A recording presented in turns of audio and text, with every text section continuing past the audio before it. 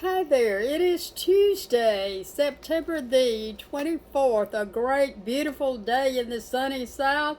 Uh, the excitement here is we do have another storm coming called, it's going to be Hurricane Helene. And Hurricane Helene is headed this way out of the Gulf of Mexico. Now, I only live about 2.5 hours from St. George Island. I can be down there in 2.5 hours, so I know where this thing is coming and I know where it's going. This video is the video on poetry. I've already done a Trump video for today, so let's get into the writing.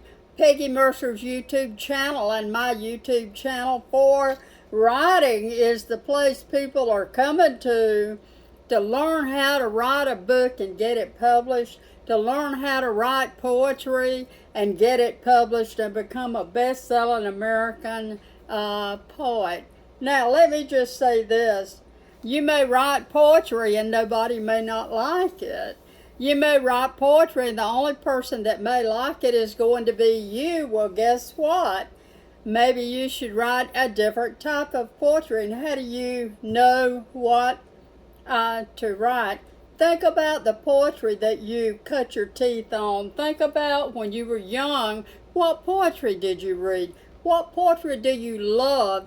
Which poets do you love? And think about it. Now, I've written a lot of poetry.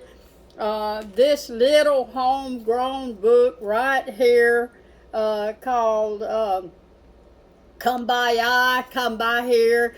The song Come By was written down in Darien, Georgia, which is not far from me, and on the east coast of Georgia, and one of my favorite places in the world.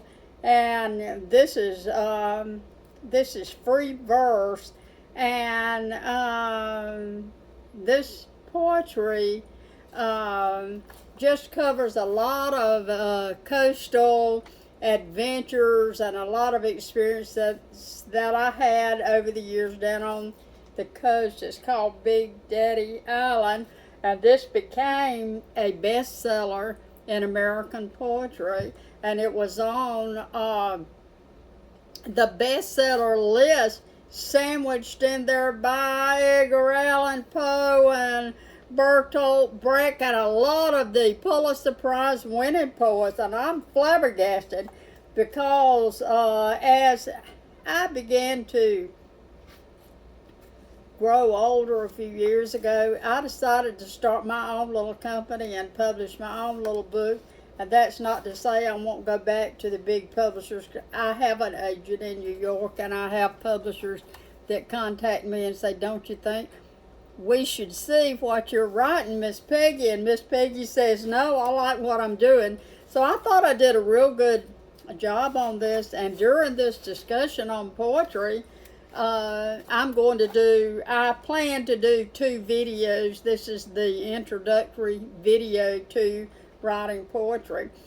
So what I want you to do, I want you to drop back and think about the poetry that you cut your teeth on. Now, not telling you guys how old I am or how young I am, and of course still the one, but I will tell you that when I was young and in college and doing a little bit of writing for the Red and Black up at the University of Georgia, before that even at South Georgia College, I was the editor of the yearbook. I was one of the editors of the newspaper, and we were just all having a ball with our writing.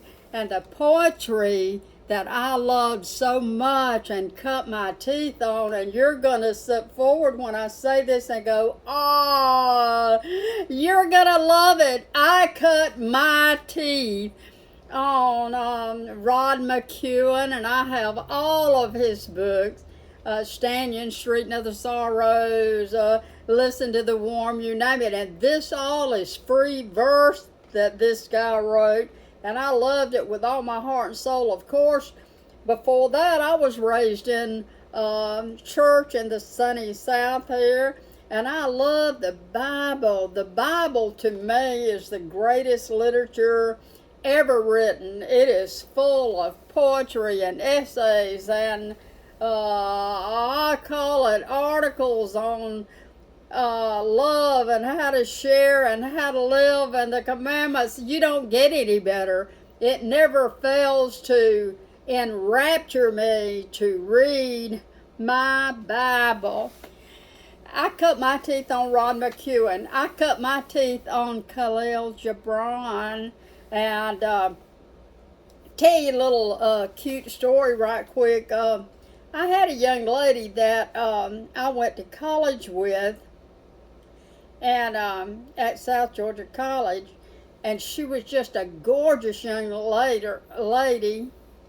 And I won't call her name because I don't know where she's at right now, but I may call her name. She was absolutely gorgeous.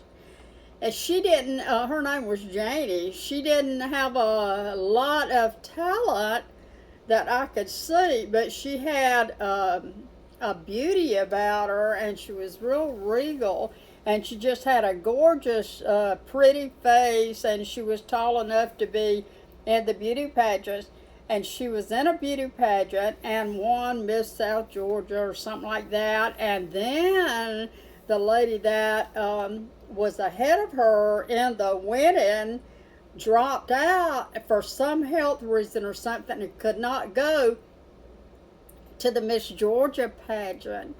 And they came in there to me just in a panic and said, well, Janie's going to the Miss Georgia pageant, but she has no talent. What are we going to do? And I, who later taught oral interp in high school, I said, we will have her do a dramatic reading from Khalil Gibran. And I worked with her just about day and night until this pageant came about. And she got up there and held the little book in her hand and did this fabulous dramatic reading. And that got her past the talent part. And I don't think she won that because that was then and this is now. How do we remember these things? So she didn't win that, but she was just beautiful. And she had so much stage presence. So you see the power of poetry. It can get you past a lot of stumbling blocks. Anyway, those of us who love to write poetry have many uses of poetry. Now, the word poetry just encompasses a very broad literary category of poetcraft, or the use of pretty words, I'd say, or words. They don't necessarily have to mean one thing to me. They can mean something different to you. And that's one of the key elements of poetry. It has so many meanings. A poem is a piece of art. You may read that poem and it's going to mean something to you in relationship to your life. The next person reading that book, it may mean something different to them in relation to their life. So the reader is going to access your poetry according to their life, and the poetry is going to figuratively, capture an image, a sound, a feeling. These things are going to be captured by poetry for the reader. Now, there are many different styles of writing.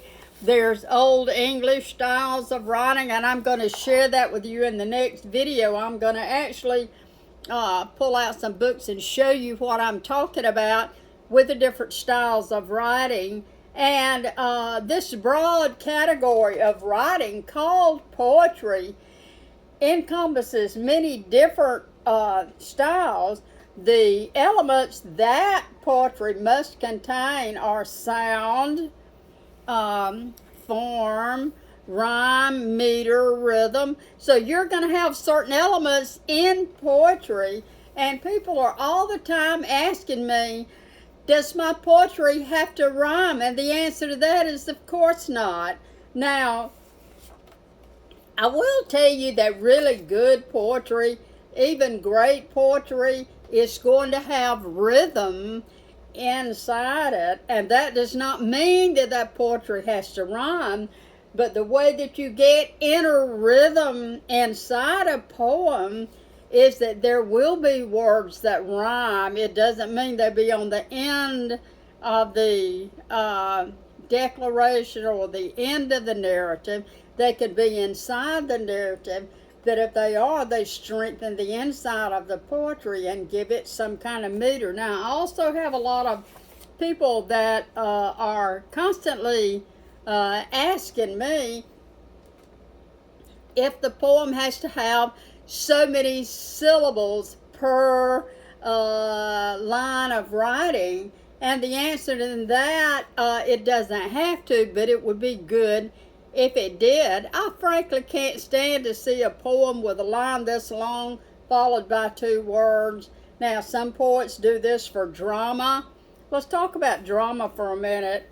I know people that claim to be great poets. They're horrible poets. I know people who claim to be great novelists. They'll write a story and nobody ever reads it. People will read 2 lines of it and say, I'm not reading that trash.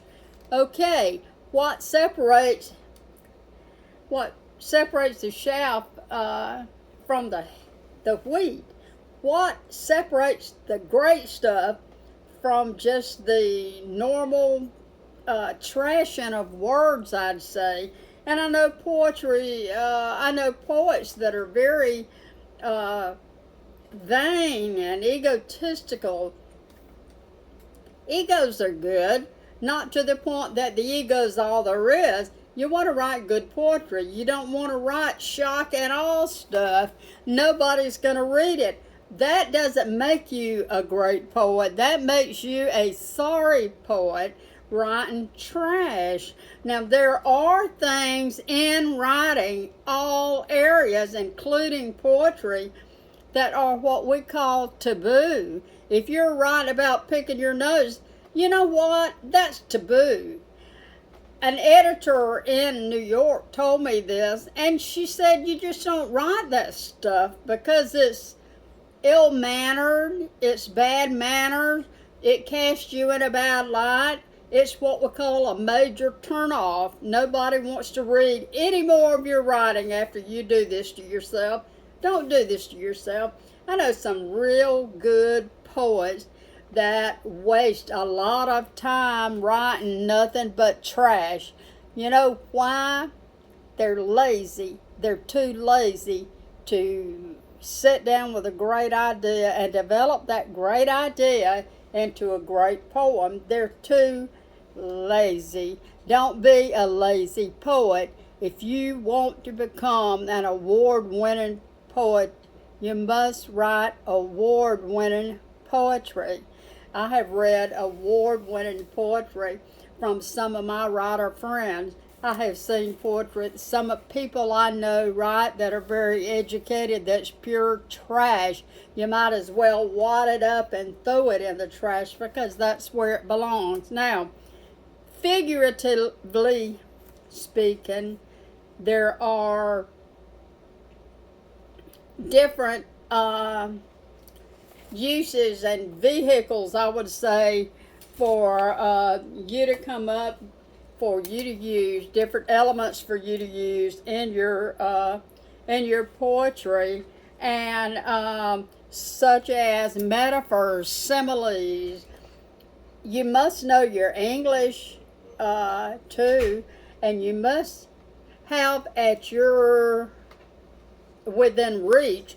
You must have a Strunken White or another syllabus, or you must have a dictionary, or you must have a book on how to write poetry. I don't care how educated you are. I don't care what you know about English. If you don't write really profound, good stuff that inspires people or evokes feeling or emotion and has that inner rhythm. Even when you're writing free speech, that poetry has to be strong. My throat's getting dry now. What we're going to do in the second video on excuse me, poetry. I'm sneezing all over the place. I have cats in here, but the sneezing's worth it, right? But what we're going to do in the next video is I'm going to get some books out and actually read some poetry that I've written to you. Excuse me. I'm sorry. I apologize. I am just a human being. I have an absolutely fabulous cousin that I have loved all my life who lost his beautiful wife, Connie Lynn, not long ago, and we were all just heartbroken about her going on to glory. But she left us and strong at the broken places. She left this beautiful, handsome, I might say, cousin of mine, strong at the broken places. He is a powerhouse. He is a daddy to 4 children. He beautiful, smart children who can just about do anything they want, put their minds to it. And he does a lot of praying, and when he can and he's off the road, he goes to church. He loves to read. He is very intelligent. He keeps moving. And he said this to me yesterday, keep moving. That's what I do. At times, he has told me stories talking about his beautiful wife that passed on. And some of these stories that he told me are just poetry. They're beautiful. And I said, you need to write that down. It's beautiful. And he would say, well, I'm not a writer. And there he goes out shrimping or looking for oysters on the oyster rocks off the coast of Georgia in his boat. He doesn't know it, but what a wonderful writer he would be. But you see, there are poets like me in the world that listen to others, and we take their advice and put it into practice. The world is full of people that know more about writing poetry than I do, and I'm going to listen to every word they say. Video 2 on poetry coming in a few days, and I'll be sharing books with you. Please, if you love this Peggy Mercer YouTube channel, Writing for Love and Maybe Money, hop over there on the right and click like, because that's how YouTube keeps me busy, as I get the likes. And thank you so much. I'll be on here in a few days with the poetry video number 2. Your teacher says goodbye.